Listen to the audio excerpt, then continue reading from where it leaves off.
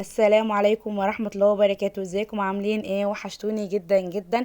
النهاردة هنعمل مع بعض الكبدة المقلية بالردة زي المحلات بالظبط واحسن كمان، وهنعمل معاها الدقة اللي بتتقدم معاها في المحلات، وهنعمل بقى تتبيلة كده خطيرة للكبدة دي. اتحداكم تشموا اي ريحة زفارة بعد كده في الكبدة بعد التتبيلة ديت، عشان خاطر الناس اللي بتشتكي من الزفارة اللي بتلاقيها في الكبدة.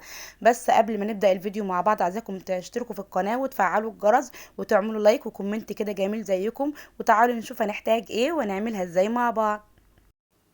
كيلو كبدة، بصلاية كبيرة مبشورة ناعم، ليمونتين اتنين كبار، دي ليمونة كده كبيرة حجمها كبير شوية، وثلاث فصوص توم مفرومين ناعم، وتوم بودرة وبصل بودرة وملح، ونص معلقة فلفل اسود، ومعلقة كزبرة ناشفة، ومعلقة كمون، ومعلقة توم بودرة، ومعلقة بصل بودرة، والملح حسب ما انتم حابين. وكمان هحتاج معايا خل. الكبده ديت لازم نشيل منها القشره اللي بتبقى على الوش ديت، عشان خاطر لما نيجي نقليها ما تقوصش في قلب الطاسه ولا تشد معانا في الاكل وتبقى مش حلوه خالص. تمام كده. اول حاجه هبتدي نعملها انا اصفي البصل، عشان خاطر انا عايزه ميه البصل دي اتبل بيها الكبده، مش عايزه التفل خالص، انا عايزه ميه البصل. هنتبل الكبده بميه البصل بس، اهم حاجه ما ننزلش تفل في قلب الكبده. تمام. وثلاث فصوص كده كبار توم مفرومين ناعم، ومعلقتين اتنين كبار خل، وليمونتين اتنين كبار. الليمونه اللي عندي ديت حجمها كبير شويه قد كده، اليوسفندية كده كبيره. تمام. وانزل عليها بالتوابل، معلقه توم بودره، ومعلقه بصل بودره، ومعلقه كمون، ومعلقه كزبره ناشفه، ونص معلقه صغيره كده ايه فلفل اسود. تمام. ودي الليمونه بقى حجمها قد اليوسفندية. تمام. يبقى ليمونتين كبار او ليمونه بالحجم دوت. ماشي كده. واتبلها تقعد ساعه في التتبيله، وكل ما تقعد اكتر في التتبيله يبقى طعمها احلى وما يكونش فيها زفاره. تمام كده. بنقلبها كده كويس جدا وبالراحه لحد ما تاخد من طعم التتبيله كده وتتبل كويس جدا. على ما تتبل هنكون عملنا معاكم الدقه اللي بنلاقيها في المحلات اللي بتحط على الكبده. ماشي.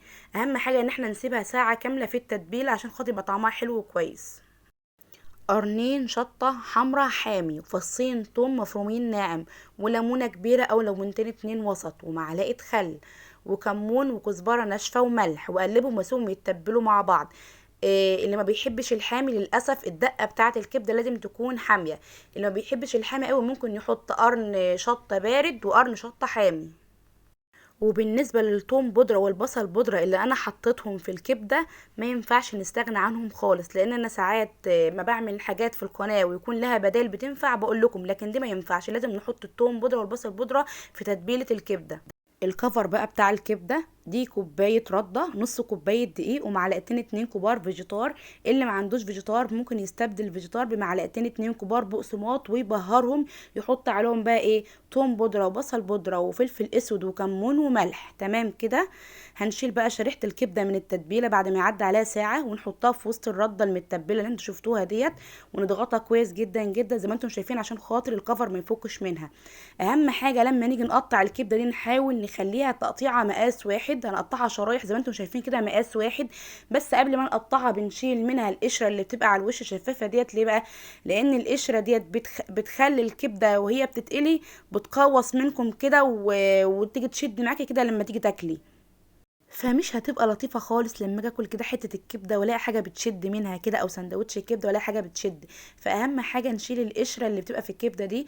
واهم حاجه برضو نقطعها كلها سوا واحد، ما تكونش مثلا شريحه كبده رفيعه قوي وشريحه كبده كده لسه تخينه.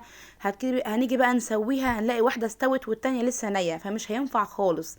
بتبلها كده كلها مره واحده، وبحطها في صاج كده او صينيه كده متفرده، واكون محضره الزيت بتاعي. بسخن الزيت طبعا على درجه حراره عاليه، وبعد كده بهدي النار على درجه حراره متوسطه، وابتدي ان انا احط شرايح الكبده بتاعتي، ما بتاخدش غير دقيقتين اتنين بس على النار. بدخلها زيت ساخن قبل كده على درجة حرارة متوسطة، بتاخد معايا دقيقتين اتنين بس، ما قلبهاش على الوش التاني غير بعد دقيقة بتكون خدت لون ومسكت نفسها كده كويس. بتاخد معايا في التسوية بتاعتها بتاخد دقيقتين اتنين بس. وبعد كده ابتدي ان انا اطلعها من الزيت واصفيها كويس جدا بمصفى او حاجة، وما احطهاش على بعضها نهائي عشان خاطر ما تعجنش مني. بطلعها مثلا على مناديل او على بقدونس او كزبرة خضراء ولا حاجة زي ما انتم شايفين كده اهو. ابتدت خدت لون معايا وشدت اهيت بعد عدى دقيقة عليها. بقلبها كده على الوش التاني، الوش الاولاني بياخد دقيقة والوش التاني بياخد دقيقة برضو. وتكون الدرجة مناسبة، لان بعد ما بنطلعها من الزيت بتغمق درجة. اي حاجة بتتقلي في الزيت بعد ما بتطلع من الزيت بتاخد درجة تانية برضو اغمق كده. خلاص طلعت معايا جميلة جدا ما شاء الله عليها.